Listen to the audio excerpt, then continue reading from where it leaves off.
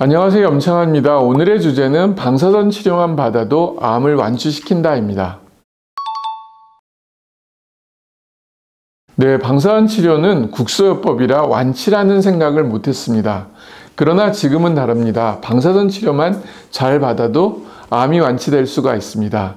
그것은 과학의 발전과 더불어 치료기계의 눈부신 발전에 따라 치료 결과도 놀랄 만큼 좋아졌습니다. 방사선 치료는 고에너지 방사선을 이용하여 암세포를 죽이는 치료 방법으로 수술, 항암제와 더불어 3대 치료법 중 하나입니다. 보통 입원 치료가 필요 없고 외래에서 하루에 5분 정도 치료 시간이 소요되며 치료 시 특별한 고통이 없다는 것이 장점입니다. 최근에는 토모세라피, 사이버나이프 등과 같은 특수 치료 기기를 이용한 방사선 치료도 널리 소개되고 있습니다. 즉, 방사선 치료 기계의 발전으로 암세포만 효과적으로 많은 양의 방사선을 쪼일 수 있어서 암 치료 결과가 매우 좋아졌고 부작용도 많이 감소했습니다. 또한 양성자 치료나 중입자 치료도 국내에서 가능해졌습니다. 양성자나 중입자 치료는 체내의 특정 지점에서 에너지를 집중적으로 발산한 다음에는 더 이상 에너지를 발생하지 않는 브레이크 피그를 형성하게 되는데, 이를 이용하여 종양에는 고설량의 방사선을 주사하면서 주변 정상 조직에 도달하는 방사선 양이 획기적으로 줄여는 치료 방법입니다. 전립선암, 췌장암뿐만 아니라 뇌척수 종양, 소아암이나 안구 종양 등에서 특히 도움이 될 수 있습니다. 양성자 치료는 국립암센터에 처음 들어온 이후로 삼성서울병원에 들어오면서 양성자 치료 시대를 열었고, 올해 5월부터는 세브란스 병원에서 중입자 치료가 가동되어 많은 암 환자분들이 이들 치료를 통해 해외로 나갈 필요가 없게 되었습니다. 그와 더불어 치료 결과도 매우 좋아졌습니다. 네, 물론 있습니다. 그 중에 한 사례만 얘기해 드리겠습니다. 49세 남자는 간내담도암 3기 진단하여 수술이 불가능하여 항암제 치료를 받았지만 큰 효과가 없었습니다. 그래서 환자는 스스로 항암제 치료를 중단하고 양성자 치료를 위해 삼성서울병원으로 전원하였습니다. 방사선 정형외과 교수는 그대로 방치하면 1년 내 암세포가 간 혈관을 침범하여 생명이 위험해질 수 있다고 했다고 합니다. 그래서 바로 양성자 치료 5회, 방사선 치료 12회를 받았고, 그 결과 암 크기는 그대로지만 CA19-9 수치는 정상으로 떨어졌습니다. 그와 더불어 보조 치료로 이뮨셀 치료, 고주파 온열 치료, 비타민 치료를 꾸준히 받았습니다. 그 결과 5년이 지난 시점에서 암이 죽은 것으로 확인되어 완치가 되었다고 합니다. 돌이켜보면 환자의 판단이 맞았고 양성자 치료가 좋은 결과를 가져온 것 같습니다. 양성자 치료 후 CA19-9가 정상 범위로 돌아오고 종양이 커지거나 다른 장기로 전이도 없었으며, 양성자 치료로 암세포의 DNA가 파괴되어 종양이 고사된 상태로 남아있는 거라고 판단이 됩니다. 그와 더불어 이뮨셀 치료를 해보니 컨디션도 많이 좋아졌고 잔존암을 줄였을 것이라 생각이 됩니다.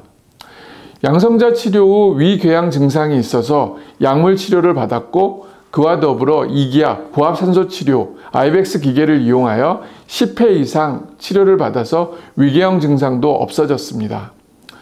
비록 환자의 생존 기간이 6개월에서 1년 정도밖에 안 되었지만 환자는 한 번도 스스로 죽는다는 생각을 해보지 않았습니다.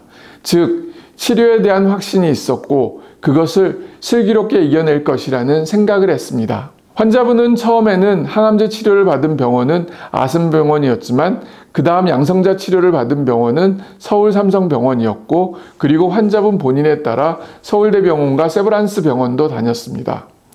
많은 환자분들이 병원 한 곳에만 의지하는 반면 이 환자의 경우는 본인 스스로 공부하여 본인의 현 상태에 따라 정확한 답변을 해줄 의사를 찾았고, 그 각기 다른 전문 의사들로부터 원하는 답을 얻었습니다. 최근에 환자의 검사 결과와 대학병원 교수의 진료 내용입니다. 2024년 4월 14일 촬영한 복부 및 흉부 CT 판독 결과 현재 종양은 진단 낚시 3.5cm였는데 2.3cm로 줄었고, 그리고 최근에 한 5월 2일 날 촬영한 PET-CT 판독 결과 암은 세포 분열 등의 활동이 전혀 없는 비활동성 암으로 되었다고 합니다. 활동하는 경우 종양 부위가 노란색으로 진하게 보이지만 현재 종양 부위가 검은색으로 보이며 이는 암이 다 죽었거나 아니면 일부 존재하더라도 면역력으로 억제하고 있는 상황으로 판단된다고 합니다. 종양 표지자 등 암 수치도 모두 정상 범위라고 하기 때문에 양성자 치료로 완치된 케이스라고 생각할 수가 있습니다. 네, 방사선 치료의 발전은 정말 놀랍다는 이야기를 합니다. 수술로 어려운 부분을 방사선 치료로 해결이 된다면 그만큼 좋은 것도 없습니다. 과학과 의학의 발전으로 이루어낸 성과라고 생각이 됩니다. 그러나 한편으로는 방사선 치료 부작용 때문에 고생을 많이 하게 됩니다. 의사 생활을 하면 소송에 걸리는 경우들이 가끔씩 있습니다. 저 역시 2번의 소송을 당해서 재판을 했고 한 번은 이겼고 한 번은 졌습니다. 그 소송이 바로 방사선 후유증 환자의 고압산소 치료였습니다. 우리나라는 방사선 후유증이 생기면 피부 괴사가 되어야 고압산소 치료를 할 수 있습니다. 그 전에 하면 불법으로 관절을 하고 있습니다. 그래도 의사의 양심 때문에 환자를 보고 안 할 수는 없습니다. 방사선 치료를 받은 사람들은 피부 상태와 상관없이 프리벤더 MD 크림을 바르고 고압산소 치료를 받으면 좋습니다. 방사선 치료 후유증은 바로 나타나기도 하지만 시간이 지나면 지날수록 심해지는 경우가 참 많습니다. 그리고 그 시기를 놓치면 그로 인해 후유증 때문에 고생을 정말 많이 합니다. 그리고 심하게 되면 폐혈증에 빠져서 사망에 이르기까지 합니다. 아직도 저는 전공의 때 방사선 후유증으로 사망한 환자의 그 눈을 잊을 수가 없습니다. 너무 맑아서 정말 살리고 싶었지만 살리지 못했고 무식해서 치료 방법도 몰랐습니다. 2013년 미국 ATMO에서 주최한 교육을 받고 나서 그것에 대한 해결책을 알게 되었고 의사가 몰라서 환자를 고통 속에 빠뜨려서는 안 된다는 생각을 항상 하지만 지금도 그런 순간을 마주칠 때마다 번뇌와 고민을 하게 됩니다. 오늘 오신 유방암 환자분이 방사선 푸염도 좋아지고 부기도 빠지고 팔 올리기도 수월하다는 이야기를 듣는 순간 의사로서 희열감을 만끽하게 됩니다. 방사선 치료를 받는 분들은 꼭 고압산소 치료를 받기를 추천합니다. 그와 더불어 프리벤덤 MD 크림도 꼭 바르셨으면 좋겠습니다. 감사합니다.